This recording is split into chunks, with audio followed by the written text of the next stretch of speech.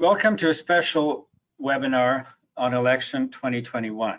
That's a thing now, election 2021. The federal election was called yesterday, and today we will have an analysis of the issues with three very well-informed insiders from three of the political parties.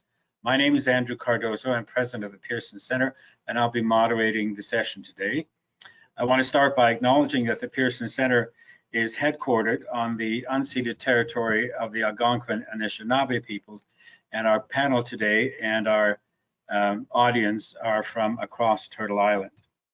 I'm happy to point out that we make it a point of being multi-partisan in the work we do, and today some 20 MPs and candidates from all five political parties currently represented in the House who have been on the Pearson podium in the last few years are seeking election or re-election, and I wish them all well, and I thank them for the service that they have provided to Canadians thus far.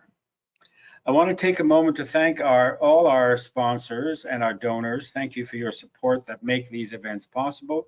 I also want to acknowledge three of our sustaining sponsors: Canada's Building Trades Unions, the International Association of Firefighters, and AMAPCO, Ontario's professional employees.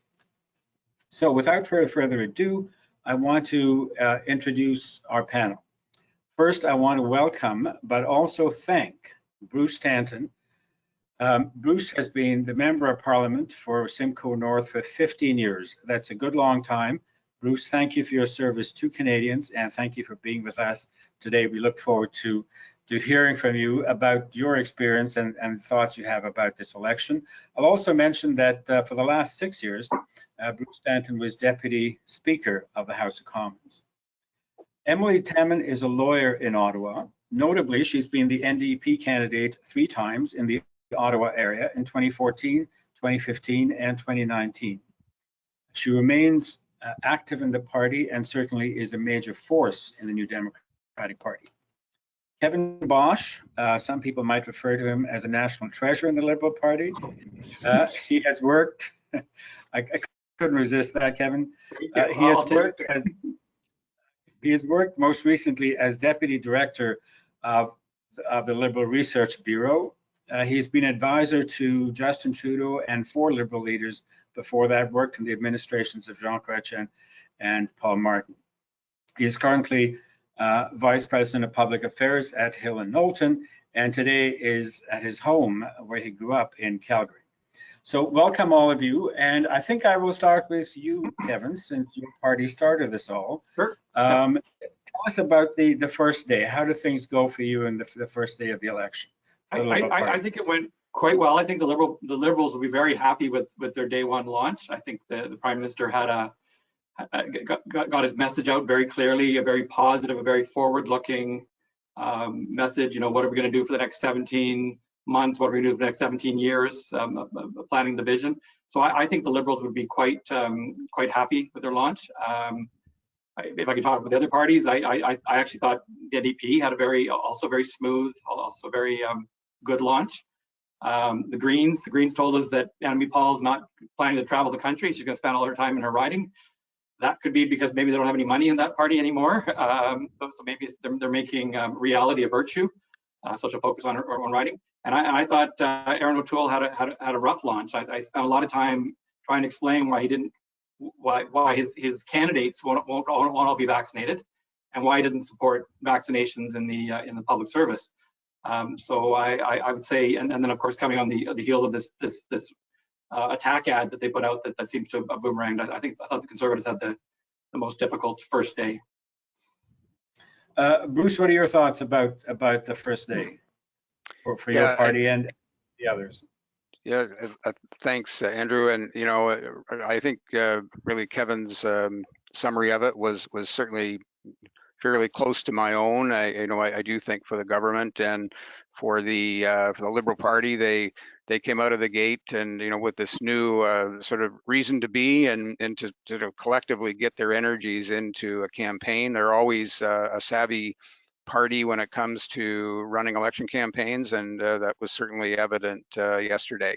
I somewhat differ with Kevin in terms of Aaron's comments yesterday. I think he was right to sort of initially talk about the sort of somewhat big elephant in the room around why it is we're having this election. And I think while we all realize that that debate may only last a day or two around the why, I think that he certainly has to get on this issue around the vaccine mandate. Again, I think a smart play on the part of the Liberals to put that in play. They knew there's some difficulties with that, but yeah, the party Conservatives were going to have to find a way to talk about that in a fashion that connects with their campaign platform and probably around some of the economics of that as well, while still respecting people's individual choices with regards to the vaccine. But all around, you know, I think we're out of the gate on a campaign that there's some bewilderment about, but again, as we've seen in the past, when Canadians realize that we're in campaign mode, they come to accept it, and then we're off, and we'll see how that flows in the next several weeks. Yeah, and Bruce, what do you think of Mr. O'Toole's launch in a studio setting? Is that something he's going to be using quite a bit during the election?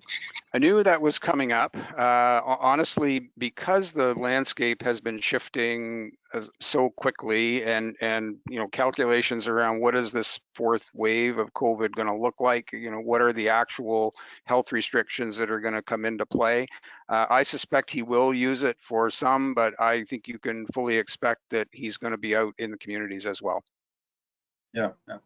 Emilie, what are your thoughts about how day one went for the NDP and the others?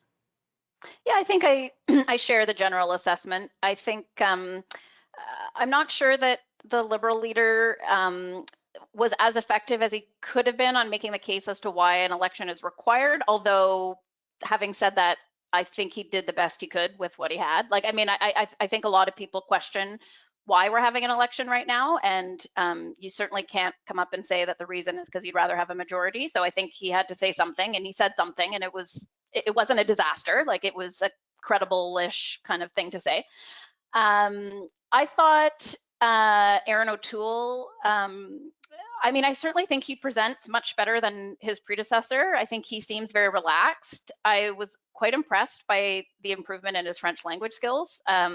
It's one thing to deliver a prepared statement, but he answered questions from the media, and he clearly understood the questions and was able to give an answer without reading a prepared statement. Considering where he's come from in his French language skills, I thought that was something I was surprised not to see more people noting, frankly, because I thought that was quite impressive. And but I think, I mean, one thing that the Conservative Party, I think, learned from Andrew Scheer is that he often didn't have answers for questions that he ought to have been able to anticipate. And I think the vaccine mandate would fall into that same kind of category. But I don't think Aaron O'Toole seemed like he was scrambling or anything. I'm just not sure. And I mean, I think a lot of people, there's room to disagree as to whether candidates should have to be vaccinated or not. The fact that he doesn't agree that they should, I don't think is in and of itself a calamity for the party. I mean, he gave the answer that he has. And I think there are a lot of people who disagree with that, but there are also people who agree with it. Right. And I think I'd like us to be able to have a reasonable and respectful debate around a lot of these issues. And I am a little concerned about the way they are being politicized and plunking an election campaign into the middle of it. I don't really love that timing for kind of figuring out that really important public policy piece, because hearing it talked about as a wedge issue and, you know, it's smart of the Liberals to do that, like, it's just such an important issue. And I would have loved to have seen us have a more robust debate outside of an election setting, frankly, so that it could be had in a proper way. Yeah, I just think there's a practical consideration too. I mean, I can understand, you know, Conservatives are not going to say every single member of the party needs to get vaccinated, or we can't mandate that. But you have 338 candidates. You know, will people be reticent to open the door if they see we're wearing a blue button? Like I think it just might have taken the issue off the table. If you'd say, okay, well, one thing we're asking our candidates to do is to be double vaccinated. I don't think that's an unreasonable thing to ask someone running for public office who's going to be dealing with the public on a, you know. Yeah, or neither do I personally. Yeah, I was going to Emily, say, I mean, it also gets the fact that we candidates can talk about the importance of vaccination. I mean, there is a bit of an opening there to clearly talk about it as the way forward as we look at Right. the COVID recovery. It is the big plank in our program to get businesses reopened, to get people back working, and I think you can somewhat as a candidate, if I was at the door and posed those questions, that's the direction I would go. And but I, clearly, in an election campaign, the leaders are going to get those tougher questions in that forum. And I think, like Emily, I think he managed that as well as I expected him to do. And I think they'll work on that in the days ahead, I'm sure. Emily, your thoughts about Jagmeet Singh? I thought he did On really day one? well. I mean, I think it was an energetic launch. He had supporters behind him. He had his spouse who's, recently been announced to be pregnant. So I think the visual of it worked really well compared maybe to Mr. O'Toole's. That was a kind of a colder studio setting. And I thought I was quite impressed with the statements that he made, not only in terms of, making the case that the New Democrats have played a role in this past parliament, despite not being in government, and that, there was a willing partner for an ongoing continuation of that work. But I also think, I do think that talking about issues such as a wealth tax and that is very appealing to a lot of Canadians, and that kind of anxiety around what comes next. Is it going to be austerity? Like, what's it going to mean when we have to kind of dig ourselves out of this hole that was certainly dug of necessity? And I think there will be competing visions there. And I think he got an opportunity to lay a little bit of that out in a preliminary way, for sure. And having run with him once as leader, did you think he was more confident, more at ease? This time, it's only been one day so far, but just he's a bit more at ease, more confident than last election? I think so. I think in the last election, it was a rocky start because Canadians really didn't know him, and not everyone was giving him the benefit of the doubt. He hit his stride in the course of the campaign, and then I think his kind of polling numbers and that kind of thing in recent months, combined with the strength of the last leg of the 2019 campaign, probably did play a role in just a kind of more confident presentation to kick this one off, for sure. Yeah. Now we're going to spend most of the time talking about strategies and how the election is playing out. We had a webinar a week ago on the issues that were likely to be coming up, but I want to spend a bit of time on the issues with you today, because one of my thoughts as I was certainly watching yesterday was we're suddenly into this election and the coverage is all about the horse race, who's up, who's down, and there's sort of like the issues kind of fall apart unless they're sort of quick wedge issues and people can hammer each other with them. But I'd look at the last 2 years and some phenomenal and fundamental things happened in Canada in terms of government. The government stepped up like never before and helped Canadians.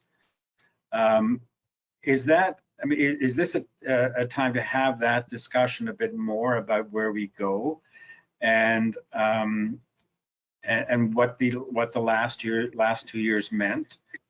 Maybe I'll start with you, Bruce, since you've been an MP over the last number of years. You would have seen the last 2 years as being different. The demands on your office as a constituency office would have been different. What are your thoughts about what the last 2 years has meant going forward? Yeah, I think there's no doubt that it has changed the way in which I think voters look at what all the parties are looking at now as we talk in this conversation around election time about the way forward. This has been an extraordinary expenditure and commitment to helping people get through the pandemic, businesses and workers alike, and nothing we've ever seen, certainly in our generation. So we're dealing with this, I know it's overused, but unprecedented, and it truly is managing programs on the fly while the external scenario presents itself. And I think, by and large, I think the public are going to be content that for the most part, the government and parliament responded in kind and did the right things to manage this process. This is why all parties supported so many of the measures massive measures to help lift the economy through this and help people and businesses. That said, there's also, I think, a growing realization that the burden of responsibility that we now have as a population, as Canadians, we are going to have to start to reckon with what that looks like. And this, at the same time, I think in terms of issues, that's probably going to loom the largest. But then you have these associated issues as well around health, around preparedness for another pandemic, manufacturing capacity, and the issues around Indigenous reconciliation and climate change. So I think each of those are going to find their stride as part of this election conversation as well. Yeah. Emilie Taman, your thoughts? Yeah, I agree completely. I mean, I think we're confronted with a very immediate challenge in the sense of the pandemic, and a lot of the work's been done. And I think it was impressive to see the way parliamentarians work together, especially in the early parts of the pandemic. But we were already confronting some really significant challenges, many of which Bruce referred to, as far as climate change and reconciliation. And there's also kind of I think over the last 3 to 5 years, but in particular in the last 2 years, a really growing public understanding of a lot of these issues. So I think about the number of people, for example, that I've heard say, this pandemic has really revealed ... Like, this pandemic has really revealed how many people are struggling, for example, or how precarious a lot of people are living. But I don't think people that were paying attention required a pandemic to see those things. I mean, those things were very much borne out in data and statistics that were available to the government and others. But I think for a lot of just general members of the public, the pandemic revealed many of those things to them. And I think a lot of people feel moved more than they have been in a long time to demand solutions to some of those problems, because I think some of them were kind of invisible to people in their day-to-day, depending on where they lived. And so I hope that, whatever comes of this election, that we don't lose the momentum behind some of these issues around racial justice and reconciliation and climate change. I mean, climate change didn't even come up very much yesterday. And certainly, I don't think it was the subject of any question from anyone in the media. There were more questions about whether Justin Trudeau will resign if he doesn't deliver a majority than there were about climate change. And so if the purpose of this election is to put forward competing visions, I hope those visions will be substantive and will be addressing a lot of these issues that people are, I think, finally ready in a more general way to see tackled in a real way. Yeah. Kevin Bosch, your thoughts? I would agree with a lot of what Emilie said there. I think that's right. The whole question of fairness in the economy and the inherent unfairness built in the system certainly became clear through a lot of the pandemic. So I think that'll be a good focus of the election, certainly be part of what the Liberals are talking about. We certainly do need to have this conversation. You look what the government's done over the last 2 years, it's been nothing short of extraordinary. Just the way, programs have been set up. I mean, if you told me like 2 years ago that they were going to shut the American border and no one would get an airplane and my kids would be learning for school, I'd say you're crazy, right? But that's what we lived through. So they did all this without really having that democratic conversation. I mean, the 2019 campaign, there was no pandemic. The government wasn't elected with a mandate to do all the things they did. As Emilie said, there's an ability now when you're rebuilding the economy to do it in a more fair and a more just way. But we should have that debate with Canadians. And one thing the Prime Minister said very interesting yesterday was, people are accusing the government of tyranny. Not many people, like the vast majority of Canadians, are getting their vaccines. They're following the health rules. But there's a small handful of people saying, well, the government's putting these lockdown rules, these mask mandates, these vaccine mandates without a democratic mandate from the government. It's tyranny. Well, the antidote to tyranny is democracy. So let's have an election and then give the government a mandate to move forward. Except that in our democratic system that we have, I mean, the Liberals could come back with a majority with well under 50% of Canadians voting for them. So I don't think our system necessarily delivers the same types of mandates. And I don't know that we were precluded from having that discussion and engaging with Canadians on those issues without having an election. And I'm not No, sure no, that an election really does clarify a lot of those things, because it you know, they don't tend to be deep substantive policy discussions. Those are actually more suited to Parliament and parliamentary committees when they're functioning properly anyway. So, you know, I'm not sure that if, you know, whether it's a majority or a minority or a different party is elected, I don't know that we necessarily have like a mandate in the sense of, as we sometimes think of that term. No, I agree. I mean, you know, just because you win an election, you don't get to become a dictator. You don't have 100% control. You still need to work with Parliament. You still need to listen to all the voices. And I think the government's done as good a job as they could in a very difficult situation when we're doing, you know, virtual committees and virtual Parliament. So I agree that Parliament has a critical role to play in shaping that debate, and they will, no matter what kind of government Canadians elect.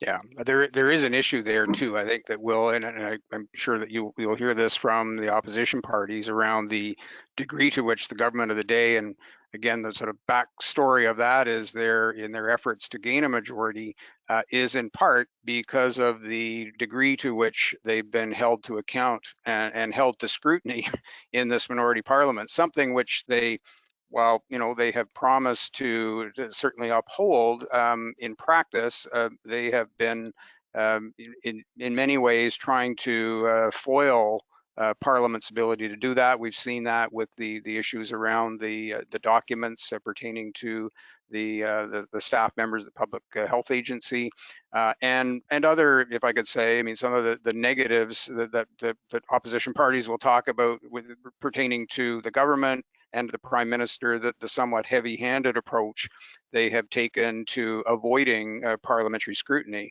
So there is an issue there that I think when we talk about, you know, when Mr. O'Toole will come out and say that the choice is between, you know, giving us a mandate or having more of the same, what they're talking about is this rather, you know, leading towards a more arrogance, a more entitled approach to government.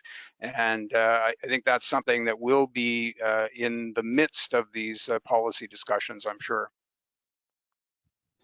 Bruce, do you think in terms of these discussions, we'll be discussing issues that have become more evident, such as childcare? Because while the Liberal government has advanced on that, I think Mr. O'Toole just today said they wouldn't be going ahead with that. So that issue is still in play. Other issues like basic income and pharmacare, some of the issues that have sort of taken or become more apparent or certainly discussed a great deal more over the last 2 years. Do you think we'll be talking about some of those issues during the election campaign? I believe so. They may not be sort of the frontline issues that will get to play, but quite honestly, the scenario that we have now, where you know there's this seem to be a disconnect between the number of people who are still, you know, I think reported in the first 2 weeks of July, you know, close to 100. I'm trying to get my numbers right here, but you know, close to 1 million people still, you know, getting some kind of CERB benefits, and yet we're hearing from businesses where they just can't get enough people to work. And so that has itself raised the issue around how the government can support people through job losses and or suspensions for whatever reason. How do we get them through that in a way that can help? So I think issues around basic income and supports, you know, honestly, from my perspective, I think that this Liberal government has handled issues around childcare and the Canada Child Benefit, you know, clearly a winner for people. Massive commitment to families with children is not going to do them any harm in this election, but I do think it does tip into that bigger conversation. I, for one, as a Conservative, would like to see more discussion around basic income, because I do think there's some stigma attached with it that just is not founded. And simultaneous with it, we have to think about how we can, in this sort of post-pandemic market or workplace that we have, and the attitudes of workers around what kind of work they want to do at this point, we got to think about how we make that connection for businesses to make sure they can adjust to this new reality as well. So it's not an easy one, but I hope it's part of the conversation. Good. Kevin, your thoughts on these bigger issues as to whether they be playing out in the election? Yeah, well, I think it's the perfect time for this kind of discussion. I mean, like we said, collectively as a world society, we've all gone through a very difficult situation.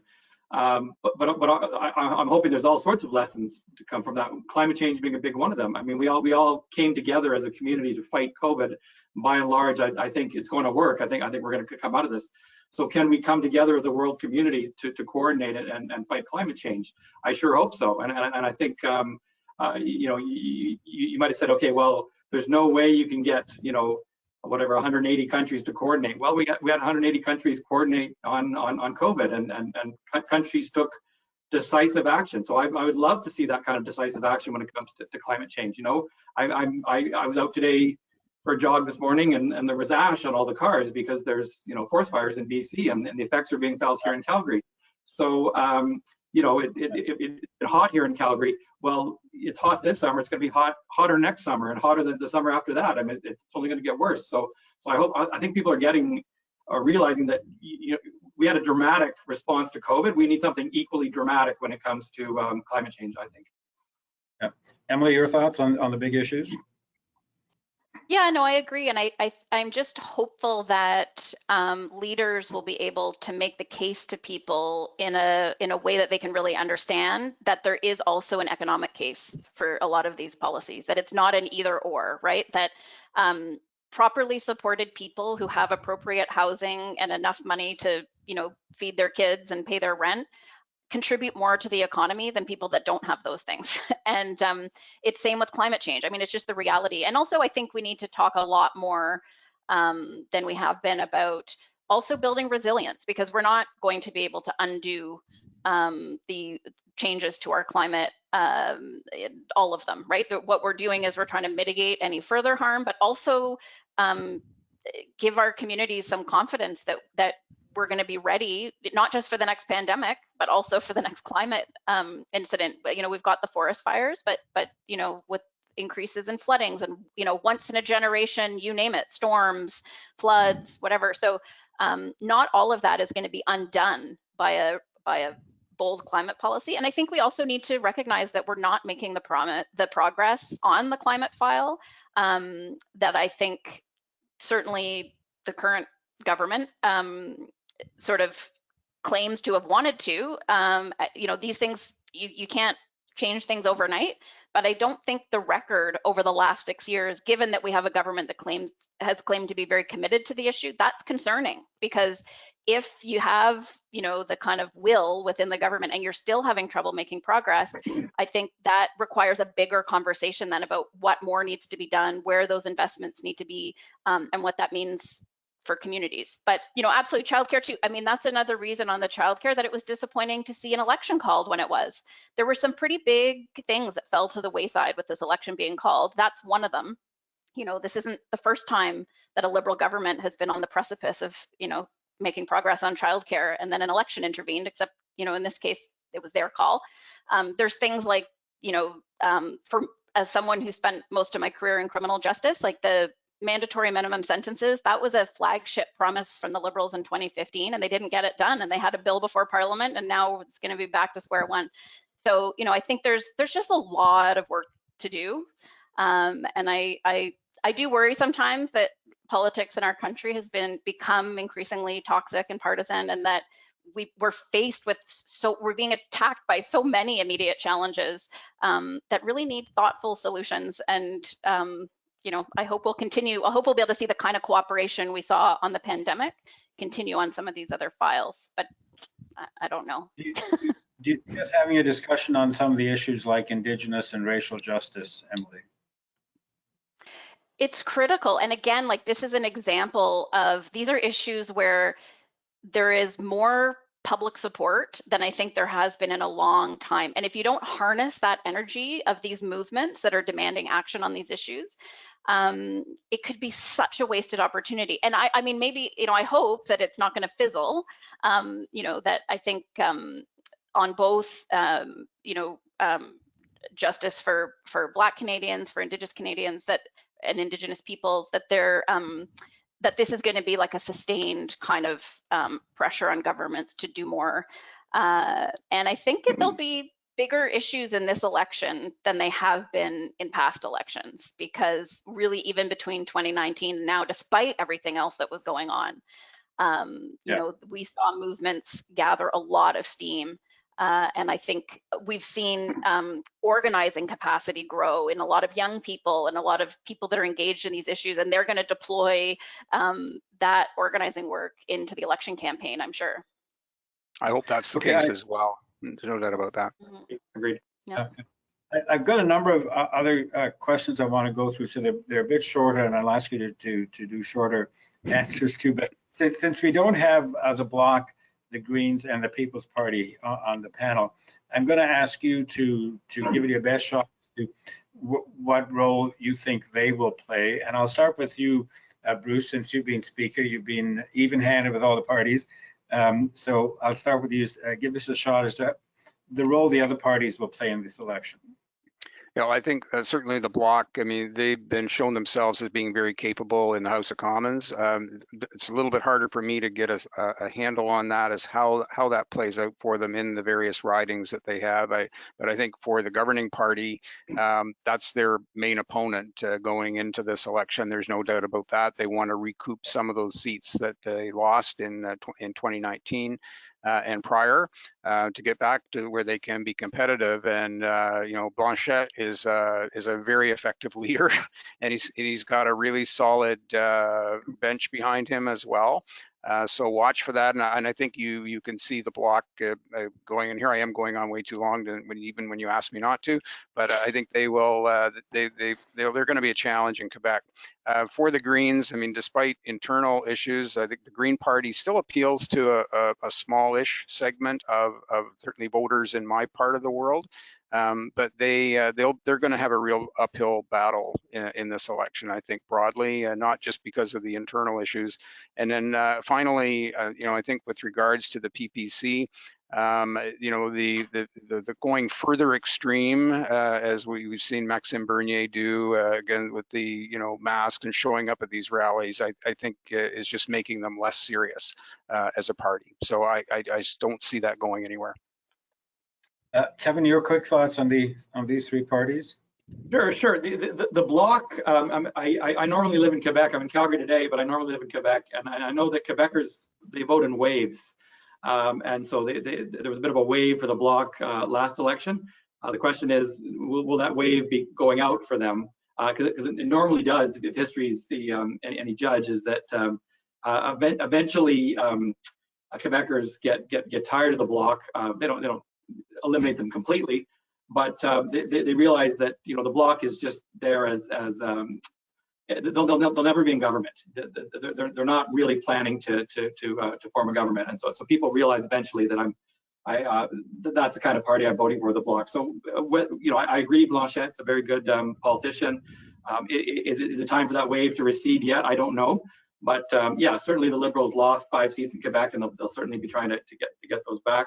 I think what's more interesting is what you're seeing on the right. You have the PPC, you have Derek Sloan's, you know, True North Party or whatever it is. You have the Maverick Party in you know, Western Canada. I mean, none of these parties are gonna set the world on fire. But if you add them all up, if they get 2% here, 2% there, 2% there, well, that's 6%, and most of it's coming out of the Conservative hide. And so that could make a difference in certainly urban ridings that were close. Then you're electing Liberals and Democrats, quite frankly, in Saskatchewan, Alberta, you know, Manitoba. So it could actually have a difference. You know, Maxime Bernier, I think he's leaning into this sort of, you know, freedom, you know, and anti-vaxxer, you know, side, because he thinks there's more people that support that philosophy than support his party, and he may be right. I think it's an extreme minority in Canada, but it may be more than what Maxime Bernier was getting before. So I would watch those. I mean, you know, separatists in Alberta are never going to get anywhere where they're going to actually, you know, cause the province to separate. But do they have enough to cause trouble to the Conservative Party, and, you know, both federally and provincially? I think maybe they do. So that's something I think to watch this election. Okay, Emilie, your thoughts about the other parties? Yeah, I think I'm in pretty much agreement with what's been said. I think the Green Party, given their limited resources, you know, I'm certainly not giving them any kind of formal advice, but I think it would be a good idea for them to really focus on environmental issues, which, you know, all the other parties need to have their focus brought back onto those issues. And I think they would probably be more effective in an election campaign at really hammering on that issue, as opposed to you know, I think trying to bring in a lot of other issues. But yeah, I mean, I think resources alone are going to make it a big challenge for the Greens, and also just all of their internal issues are going to make it just people that much more hesitant to support them.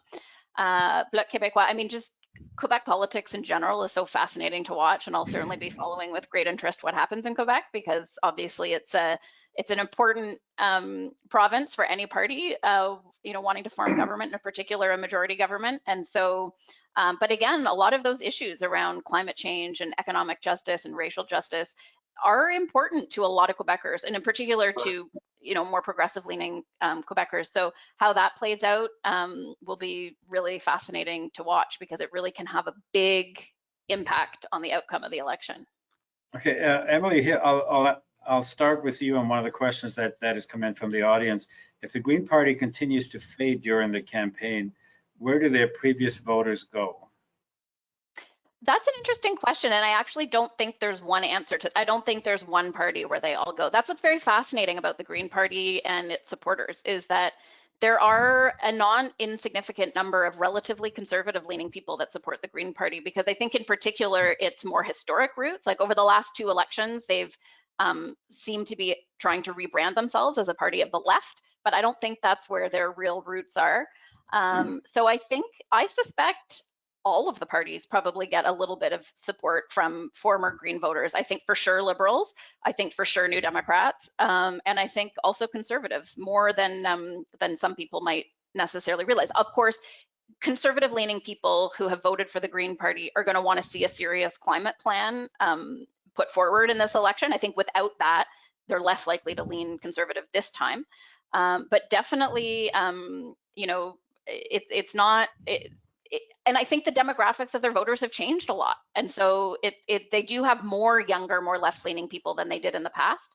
But I think all the parties will probably take a little piece of that pie for sure. Can I ask you three to be a bit reveal, I'm not sure if that's the word, to the audience, and tell them about one weakness in your own party. One of the things you think would cause them trouble or they need to repair before the election. I'll start with you, Bruce. Of course you would. That's great. I say that in jest. Look, I think that Aaron O'Toole's challenge is going to be the fact that he's less known. He's a new leader. That presents some upside. I mean, as has been mentioned, I mean he has a different style than the leader we've had in the last 2 elections, and so that. But he really is unknown to Canadians. And I compare, for example, to Jagmeet Singh, who has extraordinary favorables. I think he's actually going to have a very good election, and that may, you know, be more of a challenge for the Liberals than the PPC and Mavericks will be for the Conservatives, I do think, and especially in some of those 3-way race ridings. But I think Mr. O'Toole, you know, he's been the leader for a year and a half, but really, well, it's going on a year, I guess, but since the campaign, through his leadership, he has not had the chance to get out and become known to people. And I do think that's his bigger challenge, and he'll need to address that. And one of the issues that I think faces every Conservative leader is those parties on the right, the PPC and the Mavericks. The Conservative leader has to keep some of them attracted to the Conservative Party, which means you're constantly having to cater to the far right. Do you think that's an issue that faces?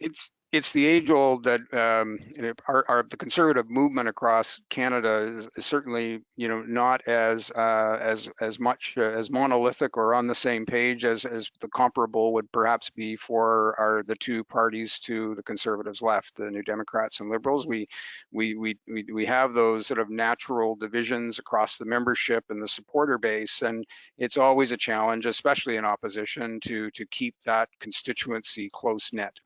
Something he's been working hard on, but he's also made it very clear that, I mean, the future for our movement is in attracting a broader base of support. We have to get to those people who are accessible and open to us, and that's where the messages are going to be directed.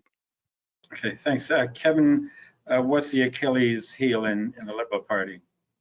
Yeah, well, I always say the Achilles heel for Liberals is our kryptonite is arrogance. So we have to really guard against that. I totally agree. We have to be careful and constantly be consulting with Canadians and constantly be willing to take ideas from the other parties.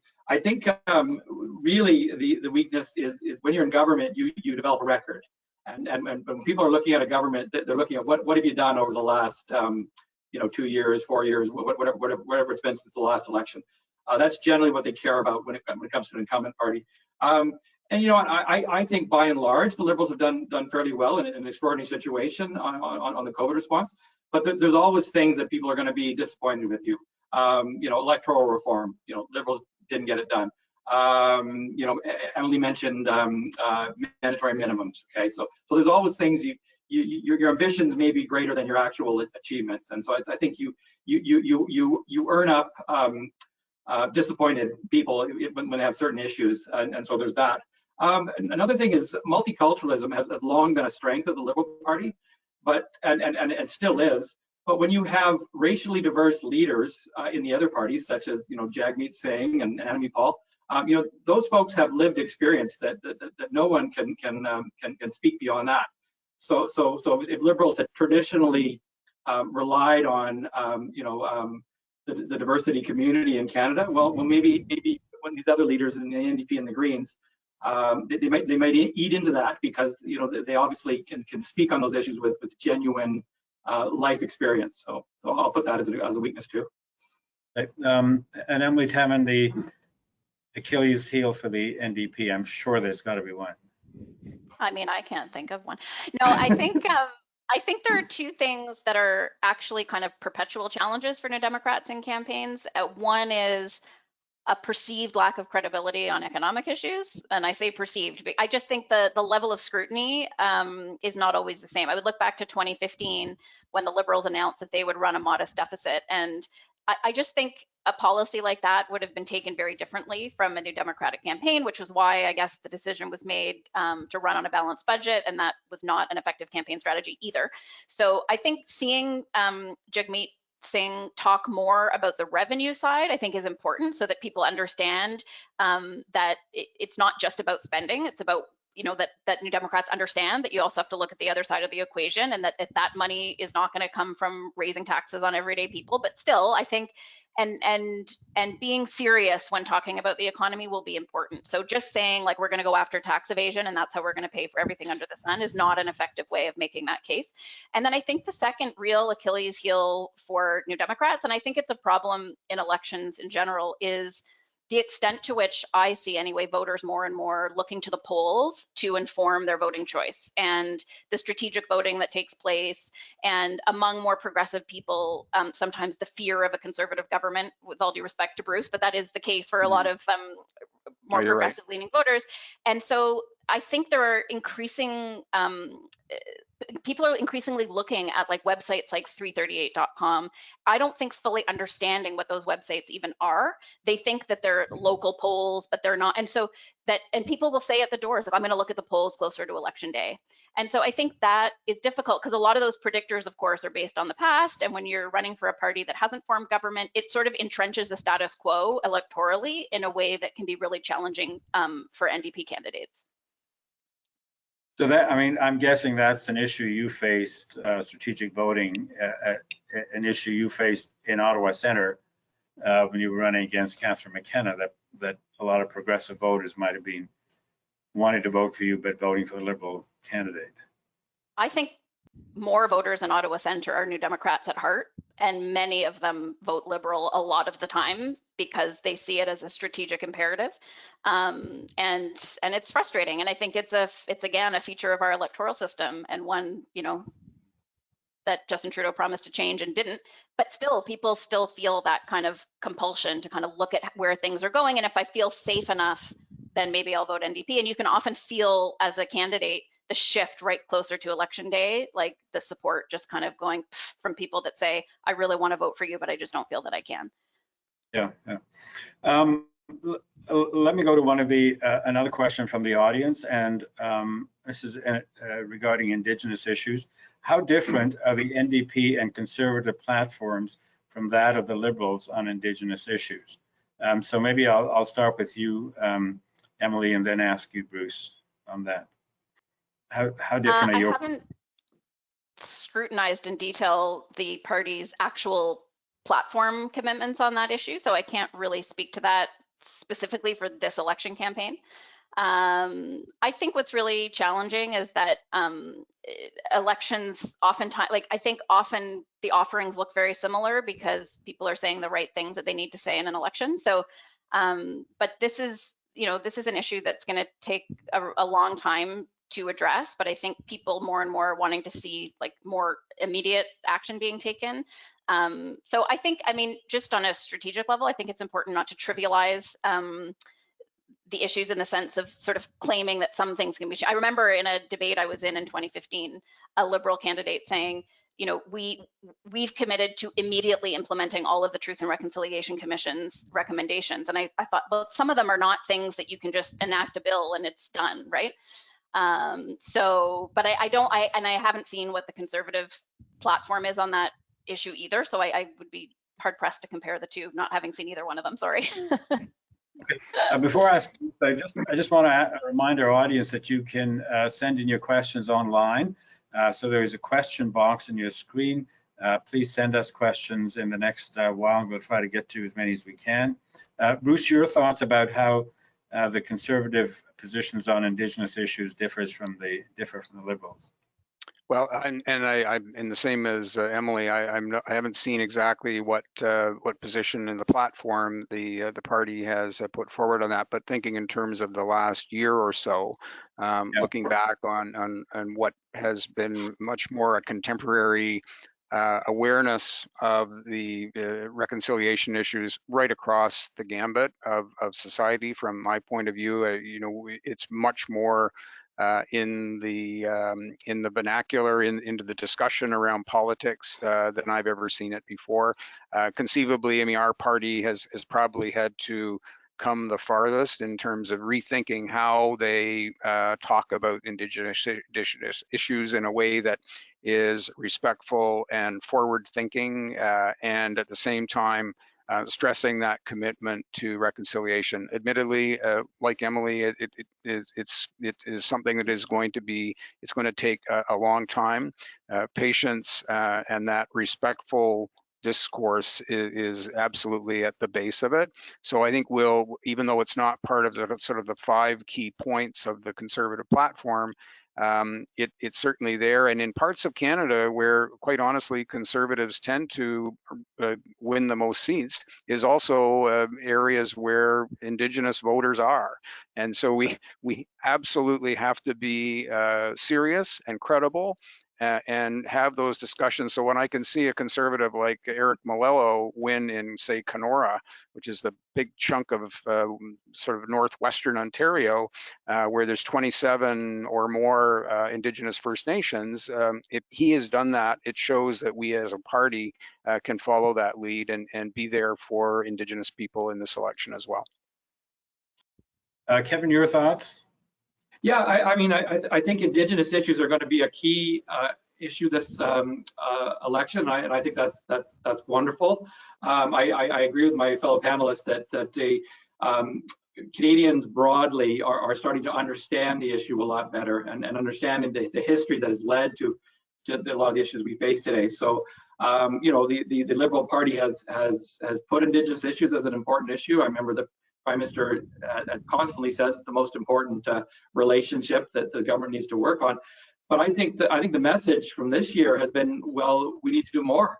That what we've promised is not enough, and that there needs to be further efforts at reconciliation. And put some serious money behind it. So I'm looking forward to those kind of announcements from the parties this election campaign. And I agree with what Bruce said. A good part of Canada's Indigenous population lives in Western Canada, where the the Conservative Party is stronger. So I'm delighted actually that the Conservative Party is joining the conversation more and making it more of a priority. I think that's a good thing for Canada. Okay, can I ask all three of you to talk a little bit more about come back to strategy? We've had the first day of the election, and everybody is sort of thinking about how that went on the first day. What and I don't think any of you are in it on a day-to-day basis, but what do you think is happening in your party headquarters at this point? Because in a sense, the leader is off on the road, so he or she doesn't have a lot of time to be involved in strategy in depth. But what are your parties doing now? This thing has started, you're out of the gates, the clock is ticking. What's happening in your parties? I'll ask Bruce to start with that.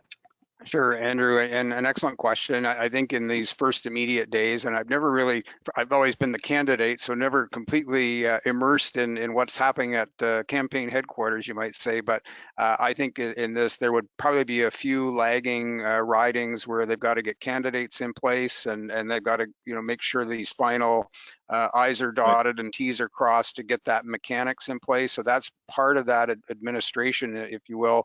That's going to be the big focus immediately. And then getting their communications in place with all the candidates, making sure they can get them. I'm sure the leader will be on some kind of a conference call with the team, and we'll be getting them geared up for these next few weeks ahead, and all of the other, be it fundraising and reaching out to volunteers. It's all about mechanics now, and getting the party's message out to those accessible voters. Yeah. Okay, Emily, your thoughts about what's happening in your party at this point? Yeah, I mean, I think a really important piece of all this is going to be getting people fired up enough to go to the polls at all. I think get out the vote is going to be a really important part of this campaign. And I would say probably even more so for New Democrats, given the leaders' huge popularity among young people, which are a demographic that can be more difficult to get out to vote. I know I saw some numbers that showed Jagmeet's popularity exceeds Justin Trudeau's before 2015, which was huge among young people by over 10 points. So, and Justin Trudeau was able to capitalize that on 2015, where there was a record-setting turnout. And so I do think getting people out to, and so I think the combination of young people traditionally being harder to get to the polls, but also that this is not an election I don't think that people are super excited about. I think, school's coming back in September. I saw the first leaders debate is the day of the first day of school for my kids anyway. So there's going to be a lot of distractions for folks as far as even turning their minds to the election at all. So it's finding those issues to get people fired up and tying that to a get out the vote campaign that is going to have to differ from past years because of the pandemic. So all those usual infrastructure mechanics that the parties kind of know how to do also have to be adapted to the pandemic context. So, I think that puts some additional challenges there. So informing people about how to vote by mail, that'll be an important part of a get out the vote strategy, is making sure that people understand that if they feel uncomfortable with the idea of going to the polls, that there are alternatives. So I think that's going to be a really important part of the strategy for the New Democrats. Yeah, and Kevin, what's happening at Liberal headquarters today? Yeah, I worked in 6 election campaigns at national headquarters from 2000 to 2015. Every day you're trying to do what you can to improve your standing a little bit, and maybe diminish that of your opponents. So you want to put out your platform planks, and it's not all your platform you're putting out. You want to put out individual planks and profile them in a way, those that'll move votes and move them in the areas where you need them. We talked about, can the Liberals win 5 more seats in Quebec? Can they make a breakthrough in Calgary and in Edmonton? Can they improve in rural Ontario? So you put out those platform planks that will hopefully bring more voters your way. But it's sort of a day-by-day battle in an election campaign, so you're happy at the end of the day if your leader has gotten out their message cleanly for that day. It's seen as a great accomplishment. So. And it isn't always about preparing your message. Sometimes other issues will come and take your leader off script. Always events happen. I would say, look at the Syrian refugee issue in the 2015 campaign, where Harper handled it badly.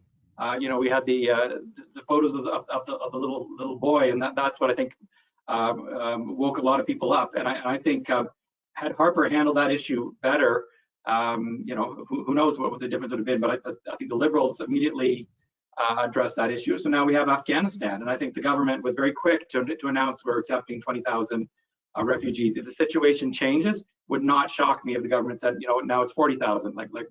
It'll be a reflection of the real world events. And you have to be nimble enough during a campaign to say, well, we plan to talk about this today, but actually we're going to talk about this other issue because real world events have intervened. Yeah. I have another question here from the audience. The NDP has dropped their platform. What is the strategy among Liberals and Conservatives and how they plan to release their platforms? I'll start with you, Bruce. I think that there was a release today of some kind of the economic plank. Is that the platform, or is that a major part of it? Yeah, I think you're going to see there have been some releases prior to the writ being issued. We talked the environmental plan, for example. I mean, the great strides that we had to make in that. We can't go to doors without having a serious plan on the environment. But though the focus is going to be is on those 5 key pillars, and I'm now going to have to try to remember all of them, but I'm not going to even try.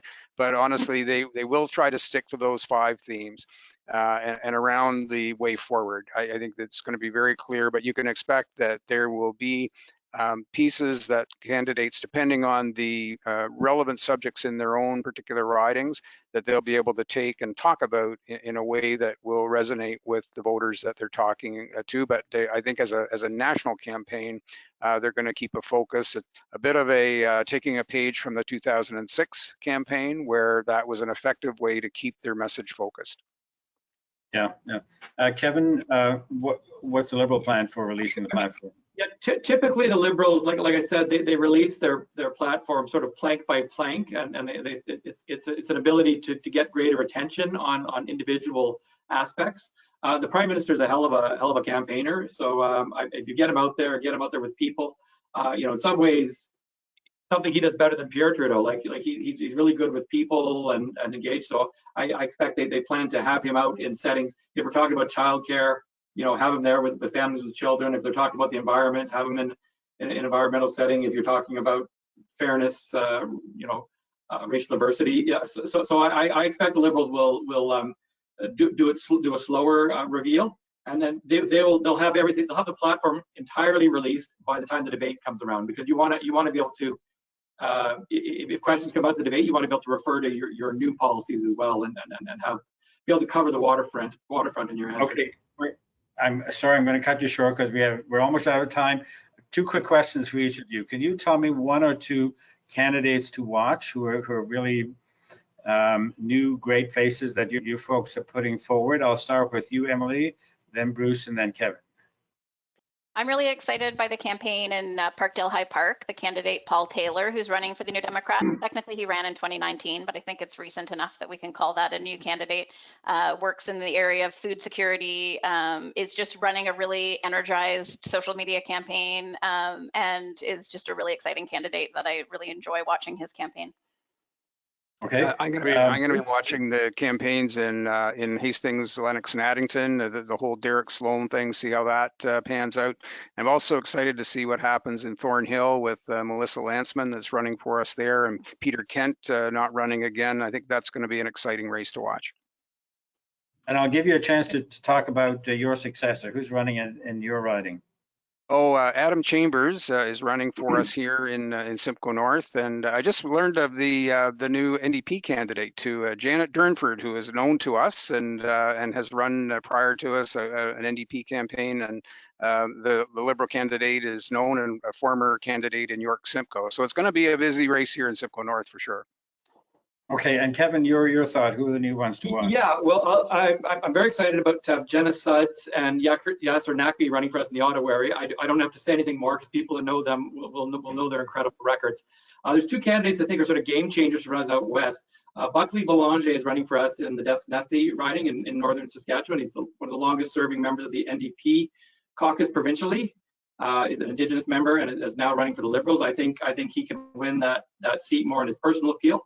And in Calgary here, Calgary Skyview, we're running George Shahal, who's a very popular city councillor. I've known the Shahal family all my life, and I've known George since he was a little boy. So it's he's Punjabi. He's a very engaging, very young city councillor. So I think that could actually translate into him winning a seat for the Liberals in Calgary again. Okay, now for the last question, and this is being recorded. If you'll just tell us what you think is going to be the result of this election, and don't say you don't know.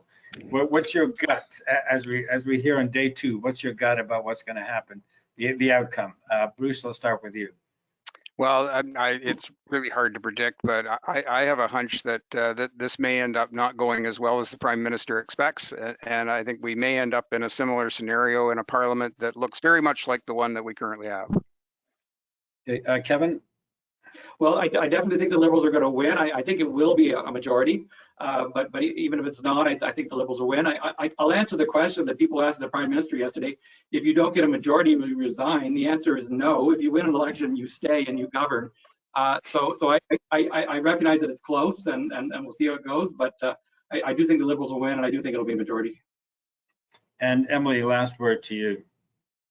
I'm with Bruce. I think it's going to be another Liberal minority, and this entire exercise will have been, I don't want to say a waste, because we'll have a lot of opportunities to engage with Canadians on the issues, but I don't see things changing in a really significant way. I think there'll be like a bit of rearranging of the furniture maybe, but I think probably another Liberal minority. This is recorded, and we'll bring you back on after the election. But in fact, I really would like to bring you on because you've all addressed a number of the issues that the Pearson Centre is working on, including things like childcare and basic income, and I'd love to have you carry on this conversation. A couple of well, thank yous to all of you. Kevin, thank you for all the work you've done in the political system through many campaigns and giving so much of your time to the Liberal Party. I'm sure your kids don't always appreciate that, but there are others who do. Emilie, thank you for running 3 times. It takes a lot to put your name on a ballot and on a lawn sign, and I'm sure your kids would rather you didn't do that, but thank you for doing that. And Bruce, 15 years in the House of Commons, thank you for serving us as Canadians. We thank you very much for your service to Canada. So thank you, all of you. And I just want to tell our audience, we've got more of these webinars during the course of the election on our Progressive platform. We also invite people to write for us, any of you, certainly panelists or others. We have a Progressive podium on our website where we will be putting forward articles and papers on a number of the issues that are relevant in this election. So as a platform, it's a platform where people can participate. It's not a platform like these folks have in their parties. You really have a range of views put forward. So please keep in touch. All the best. Stay safe, and everybody do remember to vote. Not vote early and often, just vote. Excellent. And thank you, Andrew, for organizing this event. These are really thoughtful opportunities to come together and address some of the tough issues, and we appreciate you doing it. Well done, Andrew, and great job. Glad to be on the show today. Yeah, and thank you, Bruce. Thank you, Bruce, for your service. Your reputation as an incredibly honorable man, and Parliament would be a poorer place without you. So thank you very much. Kind of you to say. I appreciate that. All the best, everyone.